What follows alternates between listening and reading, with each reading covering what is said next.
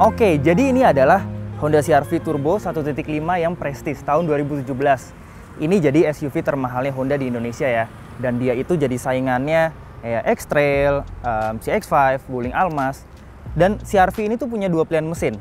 Ada yang 2000 cc non turbo dan yang mau kita bahas ini yang 1500 cc turbo. Nah, buat teman-teman yang lagi mau nyari mobil keluarga SUV, ini bener-bener teman-teman harus pertimbangin banget. Kayak kalau misalkan teman-teman lagi mempertimbangkan HR-V. Nah, HR-V aja paling mahalnya udah di harga 500 jutaan ke atas. Dan ini kalian bisa dapat SUV yang jauh lebih nyaman, jauh lebih mewah dibandingin HR-V dengan harga yang ini dijual sekarang sekitaran 390 jutaan. Dan teman-teman kalau mau lihat unitnya bisa langsung samperin aja di Karsam Experience Center di Puri, atau bisa lihat di websitenya di karsam.id. Jadi di video kali ini gue bakal ngebahas kenapa mobil ini jadi SUV yang paling cocok buat mobil keluarga. Langsung simak aja terus videonya.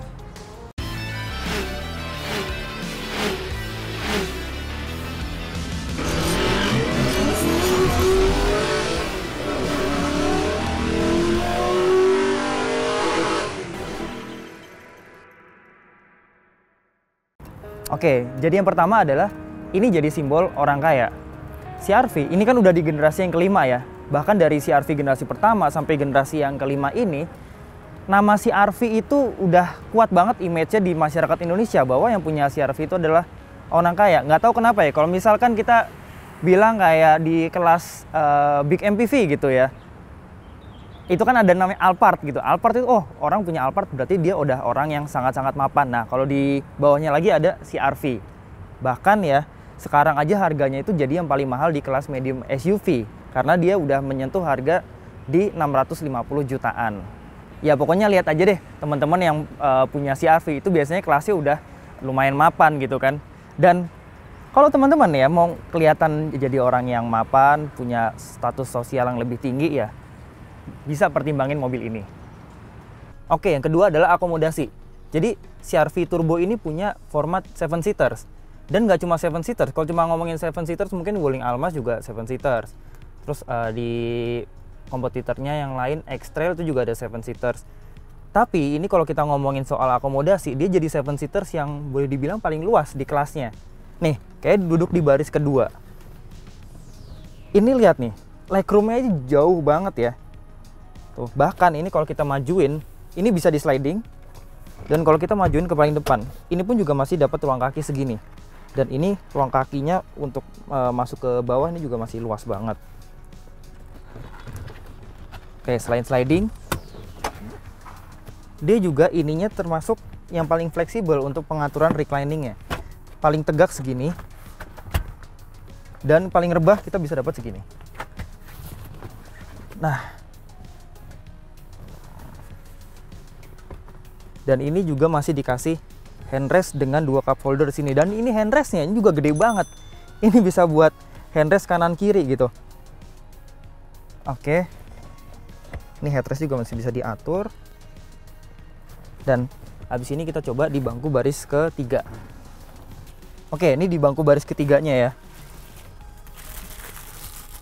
Ini pun juga kita masih bisa atur untuk recliningnya nih. Nah, ini kita posisiin paling rebah segini. Ini meskipun ruang kakinya nggak terlalu luas ya, tapi seenggaknya ini masih bisa untuk didudukin sama orang dewasa. Cuma emang sayang sih di bagian bawahnya sini dia sedikit kurang ke atas ya. Jadi ini paha nih agak kurang ketopang nih. Ini masih jauh banget jaraknya. Tapi at least ini masih bisa untuk didudukin sama orang dewasa. Dengan tinggi ya nggak terlalu tinggi-tinggi banget ya, karena tinggi gue 170 cm dan ini udah hampir mentok nih ke atas.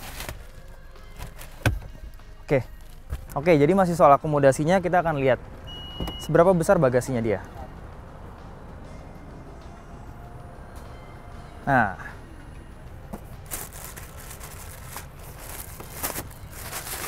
keren ya, masih diplastikin ya. Ini berarti hampir nggak pernah dipakai yang kursi bagian belakangnya.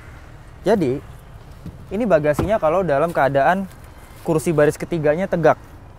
Dan ini kita bisa atur nih. Ntar gue jelasin kenapa ini bisa ditaruh di atas dan di bawah. Ini berat banget loh, by the way. Dan ini bahannya cukup solid. Nah,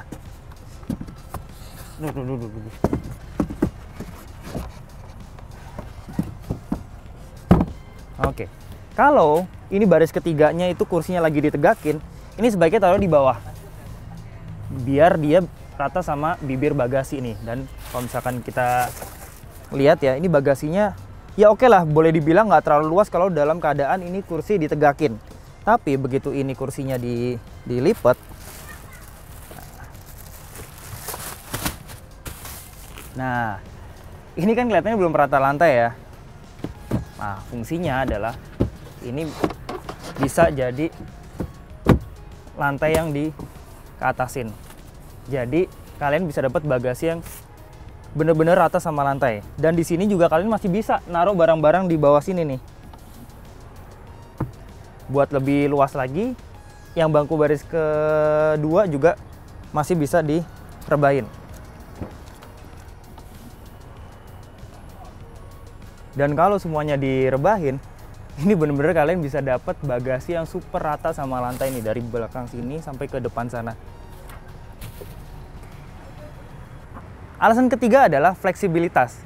Nah, mobil keluarga itu kan biasanya identik sama MPV ya, apalagi MPV kayak Foxy, Serena, Biante, bahkan Alphard gitu ya. Tapi ini jadi SUV keluarga yang bisa fleksibel, karena ketika lagi dipakai sendiri pun ini juga masih lebih cocok. Kan agak nggak lucu ya kalau orang pergi sendiri pakai Serena, pakai Foxy dan sebagainya ya. Nah, ini bisa lebih fleksibel, jadi kan nggak tiap hari kalian pergi sama keluarga. Jadi ketika lagi sendiri, ini pun bisa cocok dibawa kemanapun. Dan kedua, dalam hal fleksibilitas, karena dia SUV, jadi dia lebih fleksibel juga dibawa kemana-mana. Misalkan dibawa ke luar kota yang jalanannya cukup jelek, atau dibawa ke pegunungan, karena dia SUV, jadi dia punya ground clearance yang cenderung lebih tinggi dibandingkan kebanyakan MPV. Dan ketiga adalah soal desain. Kalau kita ngomongin soal SUV leather frame ya, kayak Pajero, Fortuner gitu-gitu ya, itu kan pasti kurang cocok dibawa sama wanita. Nah, SUV ini juga fleksibel dibawa sama pengemudi yang wanita, jadi nggak harus cowok aja gitu. Alasan nomor 4 adalah ini jadi SUV yang paling nyaman. Kenapa? Kita ngomongin dari soal joknya dulu ya. Dia punya jok itu yang konturnya boleh dibilang paling suportif gitu. Pertama, ini dia ada bolsternya di kanan dan kiri. Dan ini bentuk di bagian bawahnya sini dia bisa nopang sampai paha paling luar nih. Dia jadi kayak bentuknya tuh luas banget gitu ya. Jadi ini nyaman banget.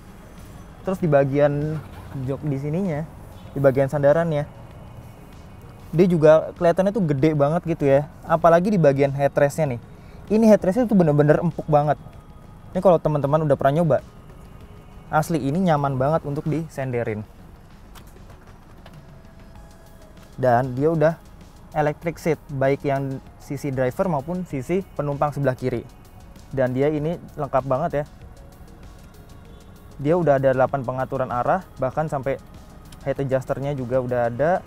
Dan di sini pun juga udah ada lumbar supportnya 4 arah nih. Jadi bener-bener bisa banget untuk dapetin posisi mengemudi yang ergonomis. Ditambah lagi di sini juga udah ada tilt dan teleskopiknya yang cukup jauh nih. Ini bener-bener jauh banget. Jadi postur tubuh kayak gimana pun pasti bakal bisa dapat posisi yang ergonomis di sini. Terus di sini kita juga masih dapat handrest. Nah, ini handrestnya bisa dimaju mundurin sesuai dengan kebutuhan ya. Kalau kita majuin sampai segini, ini buat perjalanan keluar kota sama keluarga gitu ya, nyetir di tol yang cukup jauh. Ini posisinya benar-benar rileks banget, karena ini benar-benar bisa jadi sandaran tangan, dan di pintu juga. Nah, sekarang kita cobain di bangku baris keduanya.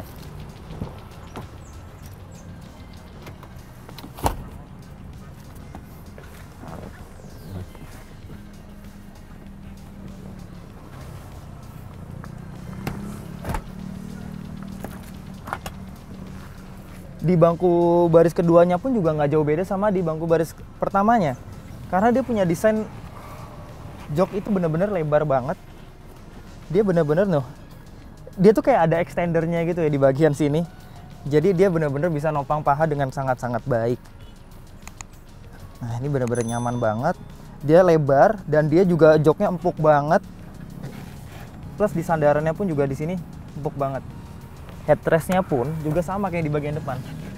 Dia juga masih ngasih kesan empuk yang sama kayak yang di depan. Plus dia juga udah dapat ini tadi armrest yang bener-bener nyaman banget nih. Jadi ini emang bener-bener cocok ya buat dibawa sama keluarga gitu.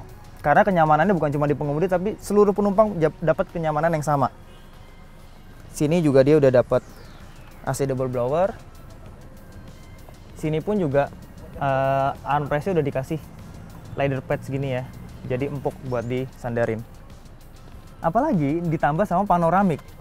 Ya meskipun dia panoramiknya nggak seluas kayak Santa Fe mungkin ini yang sampai di atas kepala kita, tapi dengan adanya panoramik kayak gini, ini bener-bener ngasih kesan yang mewah dan nyaman di dalam karena dia terang dari atas. Dan kalau lagi jalan-jalan sama keluarga gitu ya, keluar kota ke hutan-hutan, kita bisa ngeliat pemandangan dari sini gitu. Dan ini buat orang-orang yang mungkin cukup klaustrofobik gitu ya di dalam mobil, ya ini bisa ngurangin rasa klaustrofobiknya itu.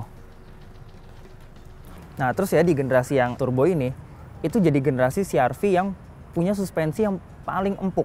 Jauh banget improvementnya dibandingin CR-V sebelumnya. Jadi dia tuh bener-bener kalau kita lagi berkendara ya, itu tuh rasanya bener-bener kayak sedan. Beda banget sama SUV lainnya kayak misalkan CX-5 yang cenderung lebih keras gitu ya suspensinya. Apalagi dia di bagian belakang itu suspensinya udah pakai multi-link. Jadi udah pasti lebih nyaman. Dan terakhir, hal yang mendukung kenyamanan si CR-V turbo ini adalah transmisinya. Dia pakai transmisi CVT. Mungkin buat performa CVT itu agak-agak lemot ya bagi sebagian orang gitu ya. Tapi dari soal kenyamanannya, dia itu justru lebih cocok dipakein transmisi CVT karena CVT itu cenderung lebih halus buat akselerasi. Alasan kelima adalah soal mesinnya yang powerful dan irit. Nah, dia itu pakai mesin 1500 cc dengan tenaga 190 horsepower dan torsinya sekitaran 240-an Nm lah. Jadi, meskipun dia dipakai mesin kecil 1500 cc, tapi dia udah dikasih turbo. Makanya itu yang bikin mobil ini bisa sangat-sangat bertenaga tapi juga irit dalam konsumsi bahan bakar. Bahkan dia juga di bagian tangkinya nih, sini nih. Meskipun dia pakai mesin turbo, tapi di sini minimum RON-nya bisa pakai oktan 91. Tuh. Dan bahkan ya, kalau kita lihat di buku manualnya, dia kalau dalam keadaan yang kepepet, itu masih bisa minum RON 88. Bahkan ya 88 sekarang udah nggak ada ya, minimal sekarang Pertalite.